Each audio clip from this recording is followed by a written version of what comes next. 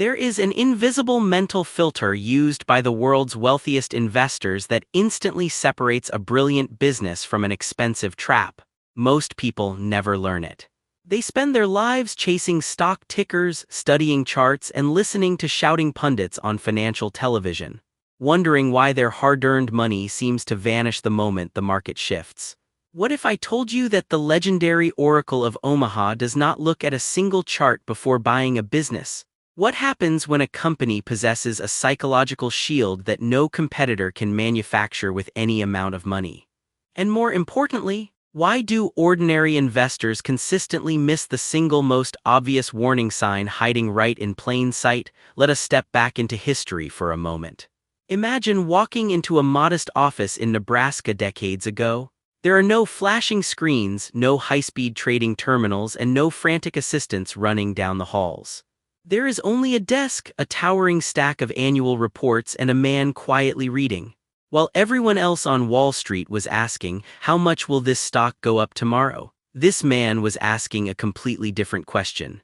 He was asking, if the stock market closed tomorrow and did not reopen for 10 years, would I still be glad I own this piece of paper? That single question is the foundation of the mental model we are going to unpack today. It strips away all the noise, the hype, and the emotional turbulence of modern trading, leaving only raw business economics and human behavior. Think about how our brains process value. When you walk into a grocery store or browse an online marketplace, you make dozens of micro decisions every minute. You pick up a familiar brand of soap or coffee or toothpaste. You rarely stop to calculate whether there is a cheaper, chemically identical alternative manufactured by a no-name company. Why? Because your brain is lazy by design. It hates friction. It craves certainty. And companies that understand this biological shortcut unlock an almost infinite source of wealth. They do not compete on price. They compete on trust. Warren Buffett realized early in his life that the most powerful businesses in human history share a very specific trait. They are habit-forming, indispensable, and emotionally anchored in the daily lives of millions of people.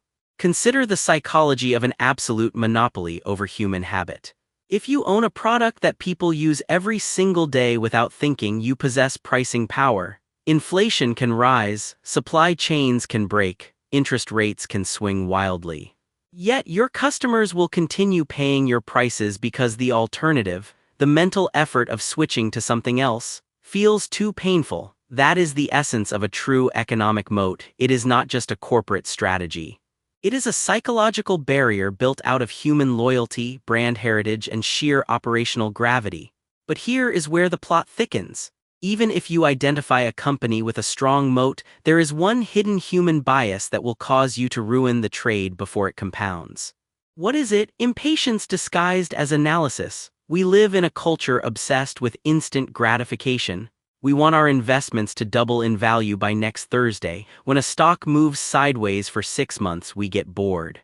We feel like we are failing, so we sell out of sheer restlessness, rolling our capital into the next shiny, disruptive trend that promises the moon. Buffett looks at this human weakness and does the exact opposite. He treats time not as an enemy but as an amplifier. Imagine planting an oak tree. On day 1 you water the dirt and absolutely nothing happens. On day 30 you check the soil and still, nothing. An impatient observer would look at that patch of dirt and declare it a waste of time. They would dig up the seed to plant something else. Yet beneath the surface, roots are expanding, locking into the earth, preparing for a massive explosion of growth. When a wonderful business compounds earnings year after year, it operates exactly like that oak tree. The early years look quiet, boring, and uneventful. Then the exponential curve kicks in. And suddenly, the wealth accumulates with a speed that defies human intuition. Now let us examine the core mental framework Buffett uses to evaluate whether a business is worth holding for decades. It breaks down into 3 distinct layers. Layer number 1, operational predictability. Can an ordinary person explain how this business makes money 5 years from now? If a company requires a PhD in quantum computing or advanced cryptography just to understand its core revenue stream, Buffett passes on it instantly. He calls this his circle of competence. He does not care how much money a complex, high-tech startup might make if he cannot visualize its competitive position a decade into the future. He prefers simple businesses. Chewing gum, insurance, railroads, sugary beverages, and retail powerhouses. Things that solve basic, unchanging human needs. Layer number 2, the capital allocation test. Once a business brings in cash, what does management do with it? This is where brilliant companies separate themselves from corporate disasters. A mediocre management team takes excess cash and builds bloated corporate headquarters, launches expensive vanity projects, or buys unrelated companies just to look busy. They destroy shareholder value while paying themselves massive bonuses. An elite management team, the kind Buffett hunts for, treats every dollar of corporate earnings as if it came directly from their own personal savings account. They reinvest that cash into high-return projects, buy back undervalued shares, or patiently hold cash reserves until a rare opportunity arises.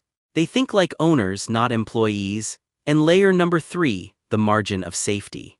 This is the ultimate psychological safeguard against human error. No matter how brilliant your analysis is, humans are fallible. We miscalculate, we miss details. The future always holds surprises. Therefore, you never buy a business at its fair value. You wait until market panic, irrational pessimism, or temporary macroeconomic gloom pushes the price substantially below what the underlying business is actually worth. That gap between price and intrinsic value is your margin of safety. It is the shock absorber that protects you when things do not go according to plan. Think about how counterintuitive this is to human emotion. When the stock market crashes and headlines scream about impending doom, human biology screams at us to run away. Our evolutionary survival instinct kicks in: protect the tribe, hoard cash, escape the danger. Buffett looks at that exact same market crash with a sense of calm excitement. He views a panic-driven market the way a savvy shopper views a clearance sale at their favorite store. When wonderful assets are marked down simply because everyone else is panicking, he steps forward with confidence. That emotional detachment is not something you are born with, it is a disciplined mental model. It is the ability to separate your personal identity and your emotional state from the numbers on the screen. When you watch the financial media, remember that their entire business model relies on manufacturing panic and excitement. They need you to feel urgent, they need you to trade frequently. Every time you buy or sell out of emotional reaction, a broker or an exchange takes a cut of your wealth. The game is rigged to reward activity. Buffett's entire life philosophy is an act of rebellion against that system. He wins by doing almost nothing for long stretches of time. He sits in his office, reads, thinks, and waits. And when the pitch comes right down the middle of the plate, the one he has studied, analyzed, and prepared for over decades, he swings with total, unwavering conviction. As we reflect on these principles, a deeper realization begins to take shape. Investing is not a math test. If it were, the people with the most advanced supercomputers and mathematics degrees would control all the wealth in the world. Instead, investing is a psychological endurance test. It tests your discipline when everyone around you is losing their minds. It tests your patience when progress feels painfully slow. It tests your humility when you realize you do not need to predict the future. You only need to protect yourself against the uncertainty of tomorrow. When you walk out into the world today, look at the businesses surrounding you. Ask yourself, what keeps customers coming back? What invisible wall protects this company from its rivals? And are the people running it playing a short-term game of PR or a long-term game of enduring compounding? Once you start asking those questions, the illusion of the stock market fades away. You stop seeing chaotic numbers on a screen. You start seeing human behavior, economic moats, and the quiet mechanics of lasting wealth. Thank you for exploring these timeless mental models with us today. If this perspective shifted the way you think about business and patience, hit the subscribe button, share your thoughts in the comments below, and pass this along to someone who needs to see the financial world differently today.